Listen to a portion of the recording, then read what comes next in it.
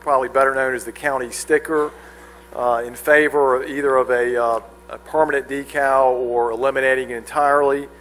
And you asked staff to put together some information that would help you try to make a decision on that. Beth Kern, Sharon Carter, and I have developed a memo to kind of lay out some of the issues we see with those two possibilities, and to give you some food for thought in evaluating that issue. And I would ask that Sharon and Beth come forward to be able to answer any questions. One thing we would say is, regardless of whether you decide to change the current practice with regard to the annual decals, we would recommend that you amend the ordinance to, currently there are 21 separate classifications that go along with getting a sticker. Not everyone has a separate fee, but there are 21 different classifications that have been in place since the ordinance was adopted, I believe, back in the late 80s. And that makes it very difficult for the Treasurer's Office to be able to discern what the proper classification is. So at a minimum, we recommend that you streamline that down significantly, perhaps into 2 to 3 or 4 different categories. With that, be happy to try to answer any questions the board may have. Absolutely. Mr. Vice Chairman has a question.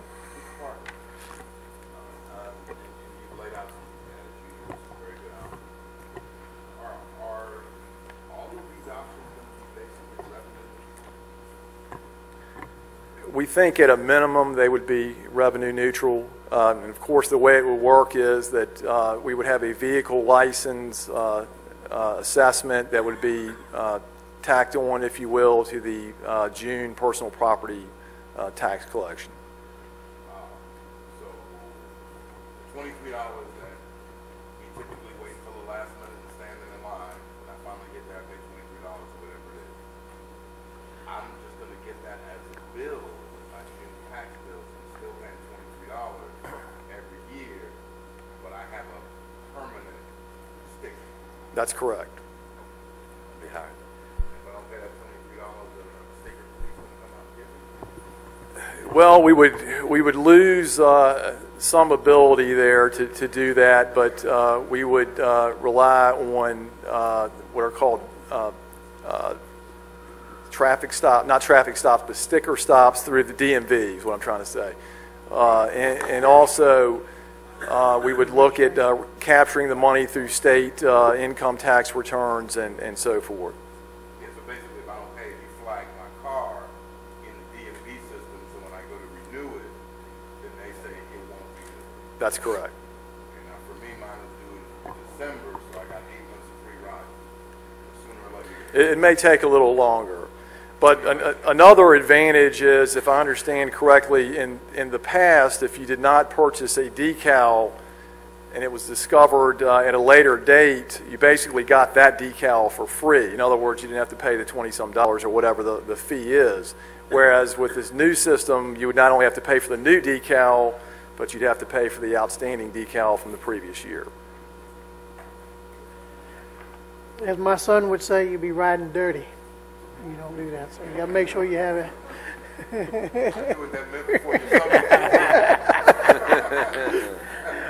All right. All right. Mr. Seeley? I'm just kind of curious for the treasurer, how much more work, and I know that the long line is work. Are we trading sitting in front of the computer for DMV for the long line at the door?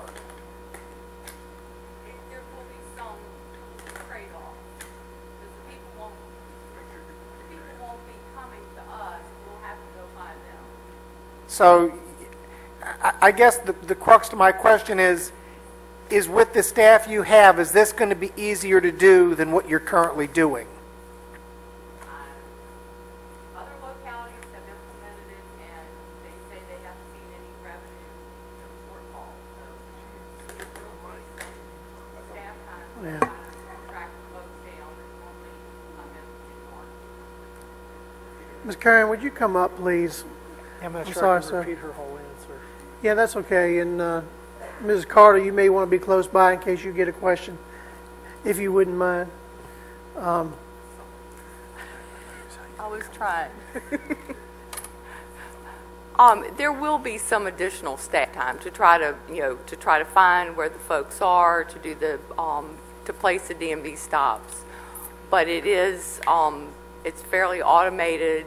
The end of each month will then possibly be busy where we have folks in the office trying to renew their DMV tags and they have to pay us first. So we may trade, the long lines for shorter lines at the end of every month with folks coming in to pay their taxes if they don't come in and pay in March. I mean, some folks are going to go ahead and pay it, but we do have a significant number that wait to pay their taxes and get their decals in March.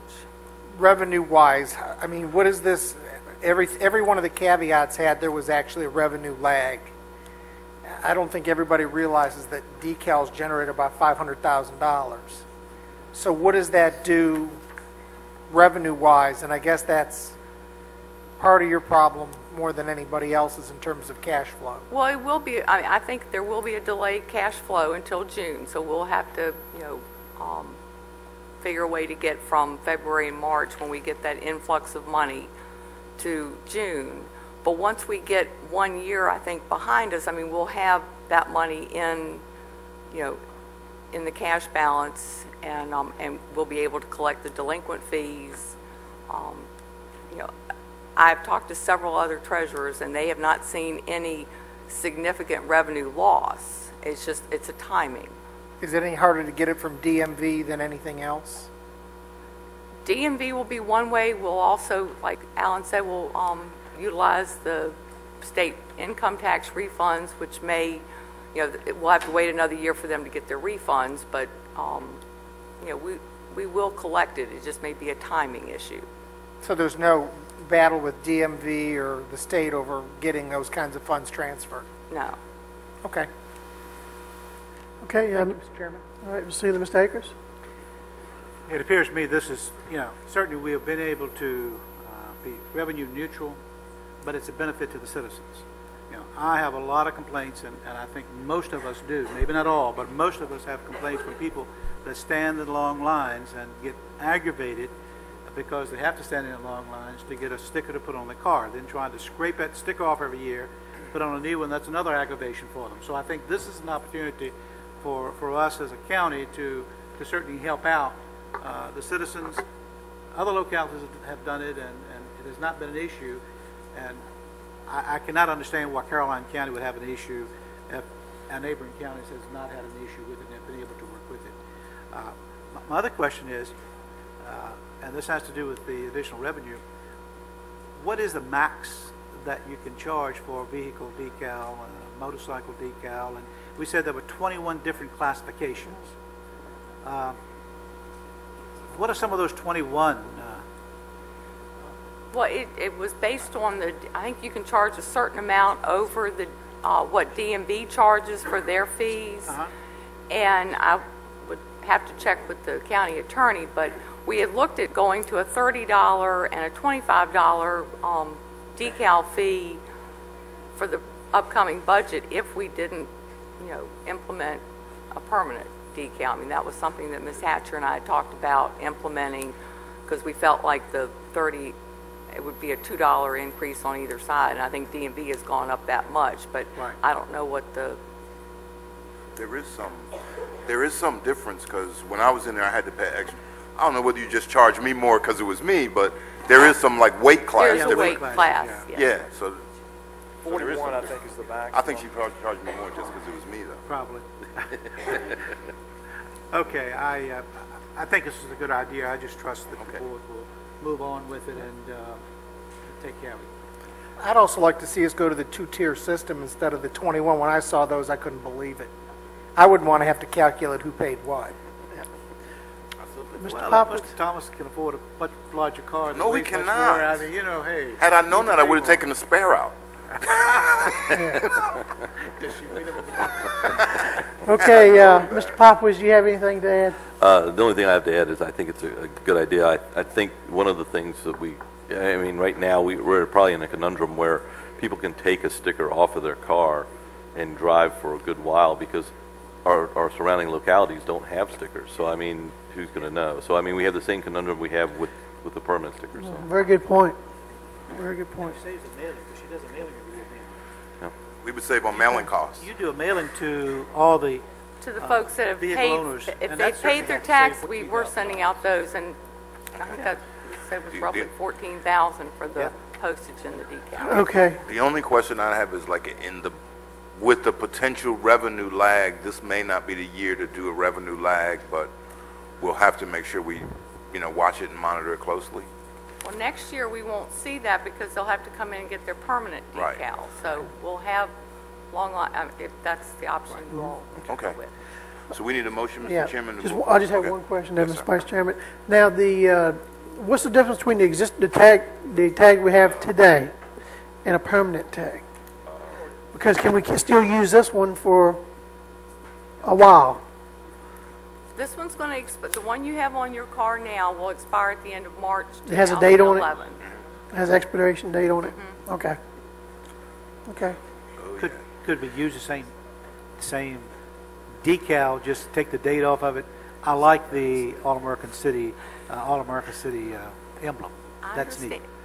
The Yeah. only problem with that is a enforcement issue. We may see if we can go with a different color or something, Right. because right now the sheriff's office is having trouble between last year's and this year's because they're both light colored, and there's a different. It's harder to pick out as you're driving down the road. Right. But one other question. Sure, Mr. Akers. But are we now using, and if not, why couldn't we use the DMV as a mechanism, as a vehicle in order to collect? Because it's my understanding under the new permanent decal process, then you would flag these vehicles to DMV, and DMV would not issue a state decal as long as they had not purchased a county decal. Oh, we're already using. We using did like 50 or 60 in the month of March. Now for the folks that having no county decal didn't deter them from not paying their taxes. They rode dirty. I got you. All right. We have the same problem. Until we, and so Yeah. we're already using that. We'll step Because up. I see, all the time, vehicles with last year's decals on them, and we're here in May, and they should have had them 1st of April, 15th of April. All right, thanks, Mr. Chairman. Okay, Mr. Chairman, you need a motion Mr. now Vice Chairman? to move forward with this.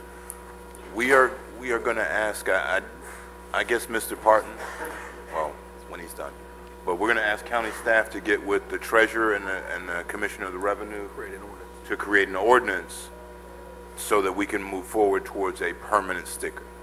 And then we'll debate the ordinance once you come back with it. We'll bring back a can we put it proposed to- ordinance as a first reading. Excuse me? We'll bring back a proposed ordinance as a first reading and Right, start the and- process formally from that point. That's it, and as part of that, if we could reduce the number of categories from 21 to 2 or 3, whatever you come up with, and We I'm will sure without a that's- doubt do that, yes.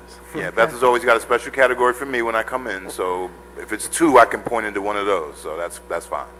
All right, so that's the motion, Mr. Chairman. We'll move ahead. They're going to develop an ordinance in relation with the Treasurer and the Commissioner of Revenue and bring it back for first reading. second.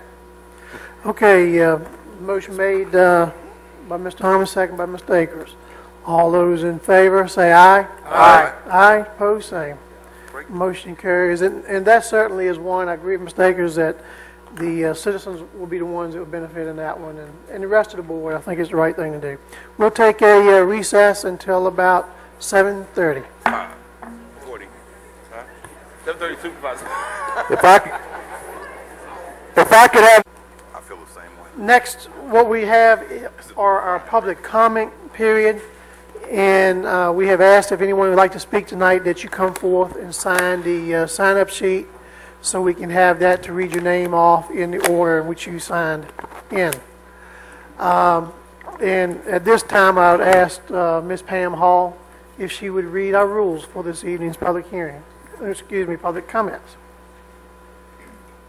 The public comment period shall be for the purpose of allowing the public to speak to the board or any matter which is not scheduled for public hearing at this meeting. To help conduct the meeting in an orderly and efficient manner, please refrain from clapping or other public demonstrations of support or opposition. The public comment period shall not serve as a forum for debate with the board, or a question and answer period with the board. Remarks shall be addressed only to the board and not to staff, the audience, or the media. All public comments shall be made in a respectful manner. Cursing and antagonistic behavior are prohibited and shall be grounds for removal from the meeting. Comments should focus on matters or issues before the board or county and not individual board members or staff. Comments which single out an individual board member or staff may be ruled out of order by the chair.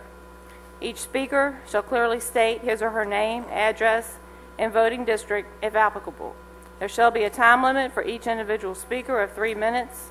No speaker shall address the board more than once during the public comment period at any single board meeting. The county administrator will time the speakers and notify them when their time has expired. Okay, thank you, Mrs. Hall. Appreciate that. Okay, at this time, are there any citizens that are interested that have signed up? We got the form coming in. They would like to speak? Mr. Chairman, the first speaker is Treasurer Elizabeth Curran. Good evening, Mrs. Curran, once again. I've asked the Commissioner, Ms. Carter, to join me because it's kind of a joint request from us. With the state budget cuts, the Comp Board has instituted a policy to implement those budget cuts to our offices by eliminating staff positions. I've got 2.5 staff in my office that are being eliminated completely, and I believe there are 2 in Ms. Carter's office as well. We are both preparing appeals. I believe Ms. Carter has sent hers in already to the Comp Board, who meets next to the 19th.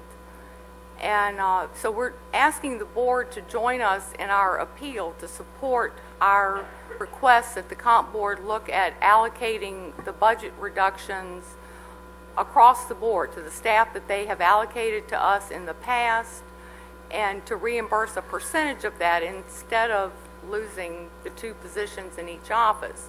I believe if we let the Comp Board eliminate the positions now, it'll be extremely difficult to get them back in the future. So I'm just asking for the board's support, and hopefully you all can write a letter to the Comp Board as well in support of that.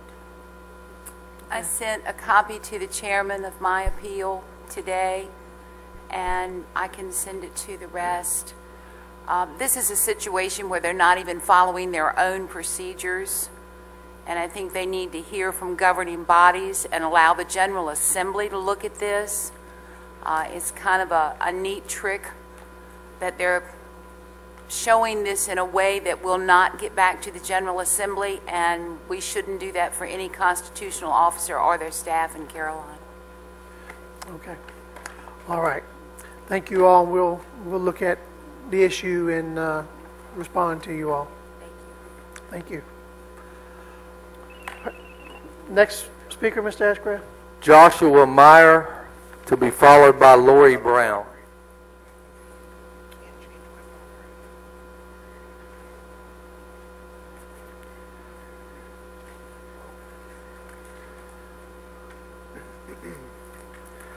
My name is Joshua Meyer. I live at 137 Waring Drive, which is in Lake Carolina. I believe that's Madison District. And I'm speaking about the school budget.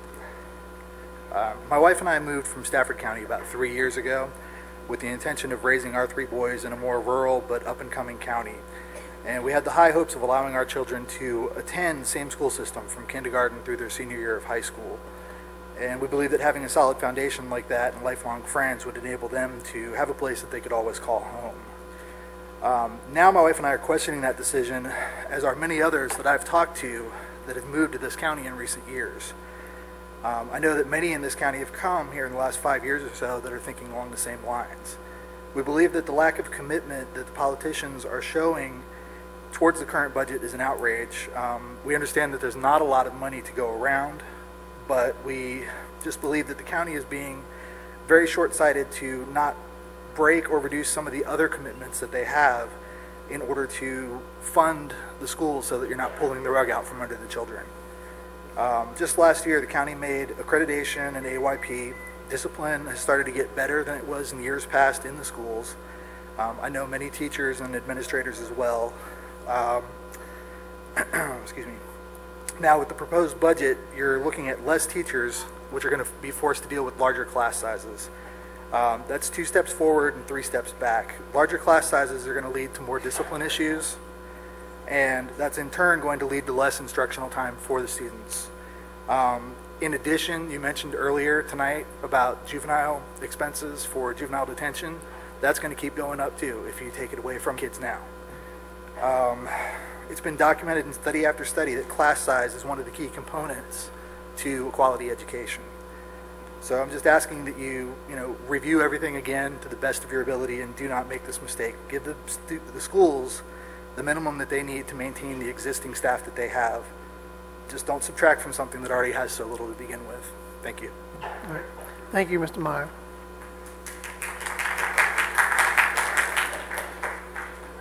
Next speaker is Lori Brown, to be followed by Aaron Martin. Good evening, Mr. Chairman and members of the board. My name is Lori Brown, and I live in Caroline Pines in the Reedy Church voting district. My comments are on the school budget. Before you vote on the final funding for the 2010-2011 school year, please stop and consider the following. With the amount that is currently scheduled to be funded for 2010-2011, as many as 39 key positions will have to be or already have been cut to stay within budget. That includes 8 teacher assistants, 6 teachers, 8 central office employees, 11 secondary teachers, 2 SROs, and 5 part-time maintenance staff. All of these positions combined are vitally important to the efficiency of our school system. The state's funding to Caroline County was reduced by $720,931, and with the amount that the school system is already underfunded, that brings the total amount to $1,662,931. Wow. That is enough to bring back all of the school system employees who were given a pink slip. Without the money that we so desperately need, it is possible that the schools will serve 4,128 students with up to 59 less people. That will make a negative impact on the quality of education that each student is entitled to. Fact, more people are moving into Caroline County. Most of those families have or will have children in our school system. The goal should be to at least level fund the schools to service the current students and plan for future students, not cut funding and try to make do with what we have. The 2010-2011 school year will be the 3rd year that Caroline teachers have made the same money on the pay scale. How long will upwardly mobile, young quality teachers stay with no pay increase and no supplies, copies, or anything else that they, of course, are going to have to provide out of their own pocket? I leave you this evening with some quotes that I hope you will think about. Alvin Toffler said, "The illiterate of the 21st century will not be those who cannot read and write, but those who cannot learn, unlearn, and relearn." Anatole France said, 9/10 of education is encouragement. Aristotle said, "All who have meditated on the art of governing mankind have been convinced that the fate of empires depends on the education of youth."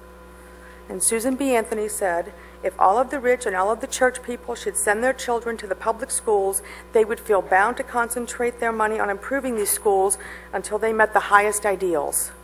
I ask that you stop and think about the great people who spoke these words before you cast your final vote on the 2010-2011 education funding. Thank you. Thank you, Mrs. Brown. Next, Mr. Ashcraft. Next speaker is Aaron Martin, to be followed by Dee Beverly.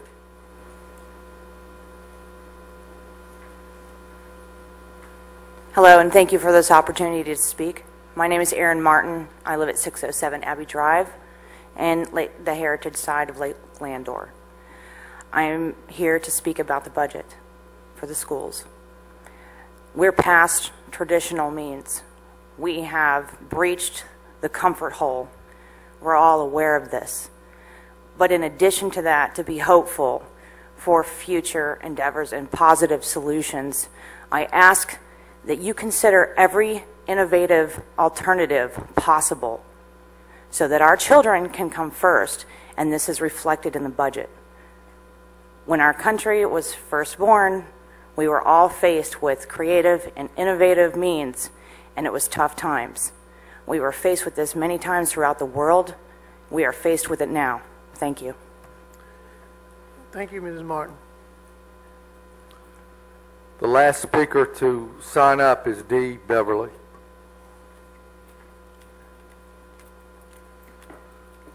Good evening, I'm Dee Beverly from the Port Royal District. Children are our future. The children we have in our educational system today are who's going to be in your seats tomorrow. We need to make sure our children are getting the best education today so they can be the best people tomorrow. But that's not why I came here today. I just wanted to throw that in. The dumpsters, the compactor sites, y'all are looking at cutting the hours on them. And at the last board meeting I was at, y'all had mentioned cutting them 8 to 4. I go there regularly at 4:30, 5 o'clock in the afternoon, and I'm usually in a line of 8 or 9 people. Or I go on a Sunday, and there's already trash outside the dumpsters waiting when they open up, and there's always a line. The guys that are there are always friendly and helpful to me. I never have a problem. When y'all are thinking of cutting these hours, think about maybe doing a 7 to 10 shift and then maybe a 3 to 8 shift, or different hours, closing different ones at different days. There's no way, I work 8 to 4, that I would be able to get to the dumpsters during those hours. We need to be a little more creative in getting these open and less trash on the roads, more trash in the dumpsters. But like I said, the children are our future. They are our leaders of tomorrow. We need to give whatever we can to our children. Thank you. All right. Thank you, Dee. All right. Was there anybody else who didn't sign up that wishes to speak? All right, just come forth, and if there's anybody else, come right behind her. And state your name and your voting district. Elizabeth Garcia, I live at 13308 Ladysmith Road. Not sure what voting district that falls under. I'm actually about the school board budget cuts. I just want to say I think it's a big mistake. We do need to relook into it. You've got teachers who are hardworking, who are actually putting some of these kids who, from personal experience, without the teachers, wouldn't be making it into the next grade level. And we need to look at taking care of the teachers just to keep Caroline County going. One reason we moved here was because of the teachers in the school and the small community. I'd like to keep it that way, if we can. Okay? Thank you, Ms. Garcia. All right. Would anyone else who would like to address the board on any matter? Anyone else who would like to address the board on any matter? All right. Seeing none, we'll close the public comment section.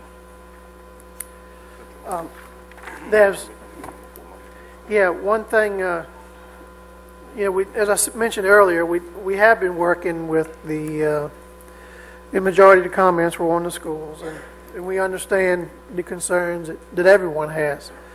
And we have been working hard to try to find additional dollars wherever we can, and we have really been creative to find that, any additional dollars. And we did meet with the school board chairman and myself, the superintendent and the county administrator, and looking at our finances, and we did, what we figure is about another $100,000 that we can find within our budget. And that's, some tentative work that we've been working on, and we'll continue to work with the superintendent and Mr. Wright from the school board. So that's certainly what I can comment on that, and hopefully if there's any other revenue that we can find, we'll continue to look from on the school side and on the board side. But I don't want to lead anybody down any other path, but things are tight. I think everybody knows that, and we basically have found probably any money that we're going to find, and that's pretty much going to be our top. And there's no other way but to lay it out there and be honest with the folks, and that's just the way it is. And that's all we have to work with, and that's where we are with that. And we're going to talk about the convenience sites in just a few minutes, as far as another comment that was made. And One thing also on the school, we're working with the sheriff. We're talking to him about the sheriff school resource officer.